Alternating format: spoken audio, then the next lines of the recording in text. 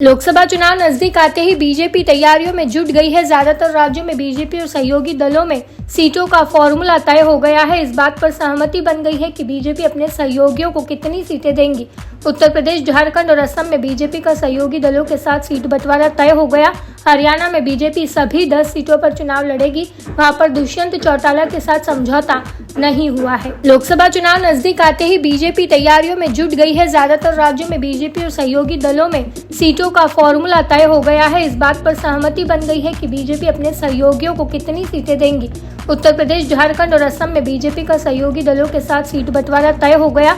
हरियाणा में बीजेपी सभी 10 सीटों पर चुनाव लड़ेगी। वहां पर दुष्यंत चौटाला के साथ समझौता नहीं हुआ है। लोकसभा चुनाव नजदीक आते ही बीजेपी तैयारियों में जुट गई है। ज्यादातर राज्यों में बीजेपी और सहयोगी दलों में सीटों का फॉर्मूला तय हो गया है। इस बात पर सहमति बन गई है कि बीजेपी अपने सहयोगियों को कितनी सीटें देंगी। उत्तर प्रदेश, झारखंड और असम में बीजेपी का सहयोगी दलों के साथ सीट बंटवारा तय हो गया। हरियाणा में बीजेपी सभी 10 सीटों पर चुनाव लड़ेगी। वहां पर दुष्यंत चौटाला के साथ समझौता नहीं हुआ है।